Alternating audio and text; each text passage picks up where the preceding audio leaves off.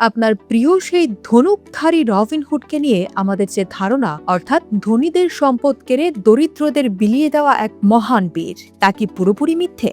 Cinema, বই আর কার্টুনে যাকে আমরা দেখি ন্যায়ের প্রতীক হিসেবে, ইতিহাসের গভীরতম গবেষণায় তিনি আসলে একজন ধূর্ত, হিংস্র এবং নৈতিকভাবে ধূসর অপরাধী ছিলেন। জনপ্রিয় এই কিংবদন্তির আড়ালে লুকিয়ে থাকা অন্ধকার সত্যটি আজ আমরা উন্মোচন করব, যা আপনার রবিনহুড সম্পর্কে ধারণাকে চিরতরে বদলে দিতে পারে।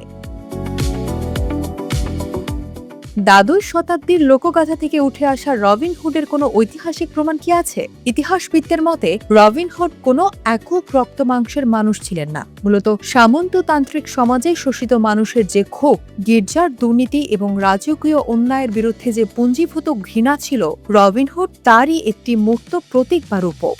প্রাচীন পুঁথিপত্রে তাকে কোনো মহৎ হৃদয়ের স্যার রবিন হিসেবে দেখা যায় না। সেখানে তিনি একজন সাধারণ ইউম্যান বা নিম্নবিত্ত শ্রেণীর মানুষ, যিনি সমাজ ব্যবস্থার বিরুদ্ধে রুখে দাঁড়িয়েছিলেন।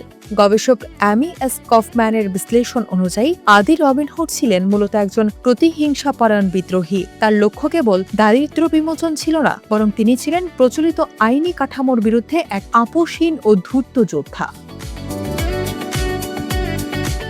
তাহলে এই শৌখিন বীরের ইমেজটি কিভাবে তৈরি হলো? এর পেছনে আছে শতাব্দীর পর শতাব্দীর রাজনৈতিক চাল।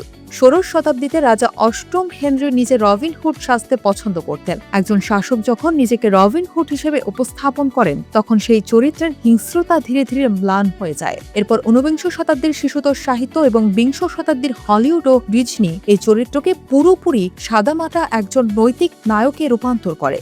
ডিজনি তাদের 1973 সালের অ্যানিমেশনে যে শিয়ালরূপী রবিনকে আমাদের উপহার দিল, তা ছিল শৌখিন এবং হাস্যরসাত্মক। কিন্তু এই রূপান্তরটি করতে গিয়ে আমরা মূল লোকগাথার সেই রূঢ় বাস্তবতা এবং মানুষের জীবনের যে জটিল দ্বন্দ্ব, তা হারিয়ে ফেলেছি।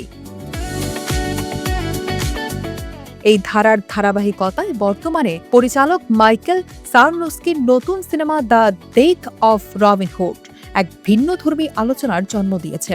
ছবিতে হিউ জ্যাকম্যান অভিনীত রবিনহুডের চরিত্রটি প্রথাগত বীরত্বের মোড়ক ভেঙে বয়সের ভারে নুজো এক ক্লান্ত মানুষ হিসেবে আত্মপ্রকাশ করে। এই গল্পের রবিন নিজেই তার দীর্ঘদিনের কিংবদন্তিকে প্রশ্নবিদ্ধ করেন। তিনি স্মৃতিচারণ করেন তিনি কোনো মহান ত্রাণকর্তা ছিলেন না, বরং নিজের আদিম প্রবৃত্তি ও আনন্দ পাওয়ার নেশাতেই তিনি খুন ও লুটতরাজকে বেছে নিয়েছিলেন। এটি আজকের মেরুকৃত বিশ্বের জন্য এক বড় বার্তা।